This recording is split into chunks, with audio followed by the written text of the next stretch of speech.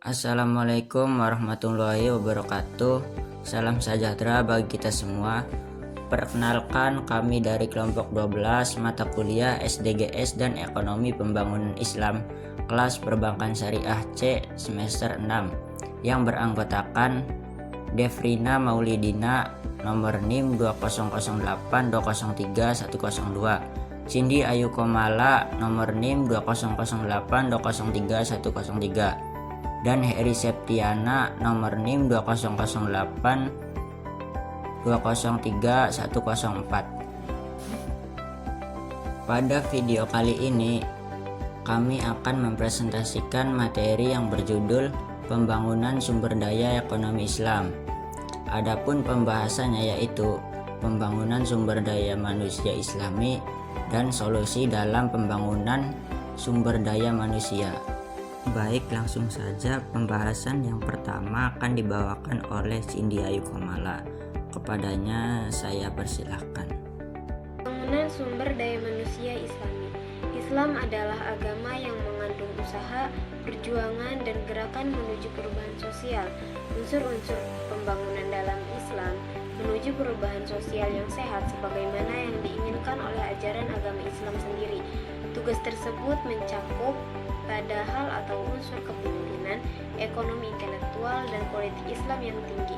Tujuan dari semua hal ini adalah untuk merumuskan arahan dan strategi serta cara mencapainya. Ada beberapa cara dalam proses pembangunan sumber daya manusia yang mana telah tersusun atas 4 langkah. Yang pertama, merancang kebutuhan akan sumber daya manusia yang akan datang. Yang kedua, memproyekkan persediaan sumber daya manusia yang akan datang. Yang ketiga, merencanakan kebijaksanaan dan program-program untuk memenuhi semua kebutuhan akan sumber daya manusia. Dan yang terakhir, menilai keefektifan pembangunan sumber daya manusia.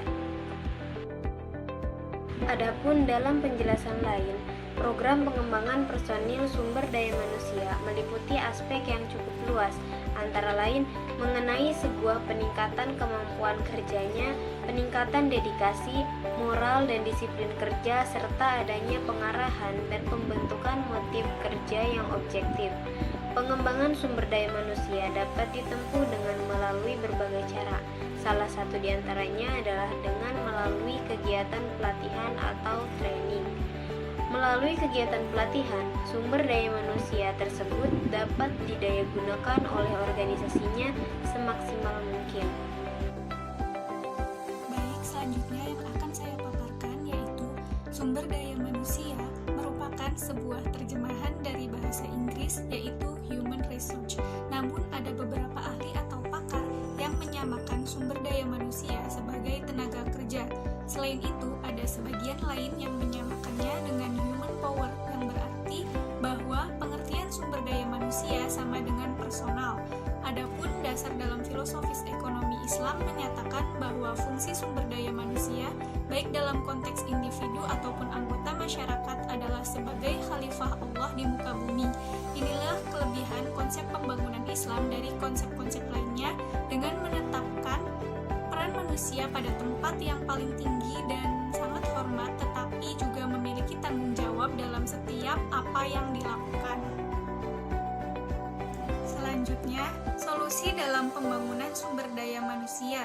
Sumber daya manusia menjadi penentu yang paling penting dalam pembangunan ekonomi. Hal ini dikarenakan manusia merupakan subjek utama sebagai agen dalam pembangunan yang dituntut agar mampu mengelola sumber daya alam, membina dan menggerakkan institusi sosial, ekonomi dan politik, serta mengaktifkan proses pembangunan itu sendiri. Maka dari itu, ada beberapa pendapat yang membagi maksud manusia itu sendiri, yaitu 1. Manusia sebagai sumber pengelola. 2. Dengan energi yang tersimpan dalam ototnya, manusia dapat bekerja dalam berbagai macam bidang, antara lain bidang perindustrian, sarana transportasi, perkebunan, perikanan, perhutanan, pertanian, dan peternakan. 3. Manusia sebagai pelestarian. 4. Kemampuan berpikir manusia merupakan suatu faktor yang sangat penting bagi sumber daya alam karena berpikir merupakan landasan utama bagi seorang manusia. Pada saat ini, manusia makin terkotak-kotak oleh aturan teknis yang menghalangi Dalam beberapa masa yang akan datang, ilmu pengetahuan dan teknologi akan mengganti peranan manusia sebagai pekerja dan individu yang utuh, karena pekerjaan rutin manusia akan dikerjakan oleh mesin yang cara kerjanya dianggap lebih teliti, efektif, efisien, dan lebih berani. Penilaian kinerja sumber daya manusia dalam pandangan Islam dipengaruhi terhadap perkembangan masyarakat, terutama pada budaya dan nilai-nilai sosial. Dalam mencapai sumber daya manusia yang berkualitas mencakup 4 hal, yaitu 1. Sumber daya manusia harus memiliki nilai-nilai dan akhlak Islami, diantaranya adalah tauhid, adil, sidik, amanah, fatona, dan tabligh. 2. Kompensasi dan penekanan terpenuhinya kebutuhan dasar sumber manusia. 3. Faktor kemanusiaan dan spiritual. 4. Sistem dan struktur organisasi ukhuwah Islamiyah di mana pimpinan harus dekat dengan bawahan. Manusia memiliki faktor penting dalam pembangunan, dan manusia diharapkan mampu memainkan perannya dengan aktif.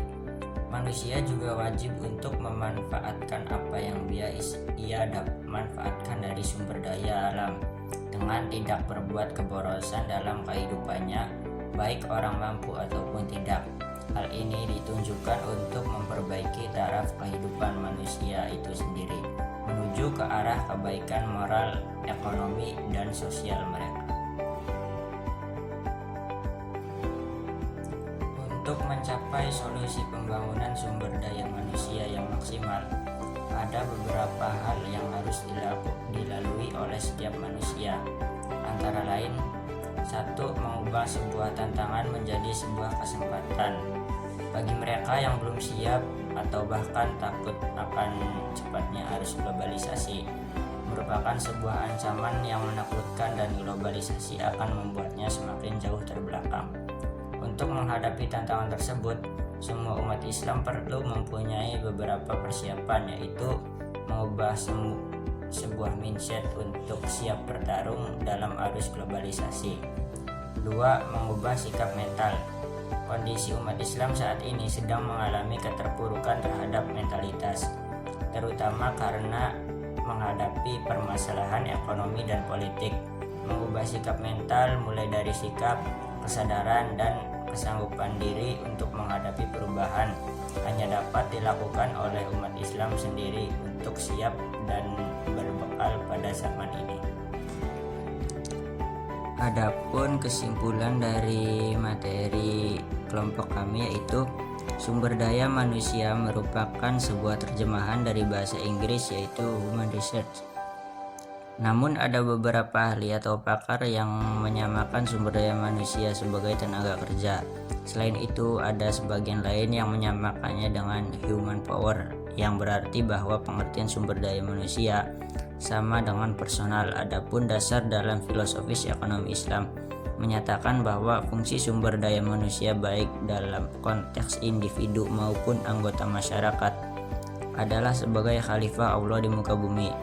Inilah kelebihan konsep pembangunan Islam dari konsep-konsep lainnya dengan menempatkan peran manusia pada tempat yang paling tinggi dan sangat terhormat, tetapi juga memiliki tanggung jawab dalam setiap apa yang dilakukan.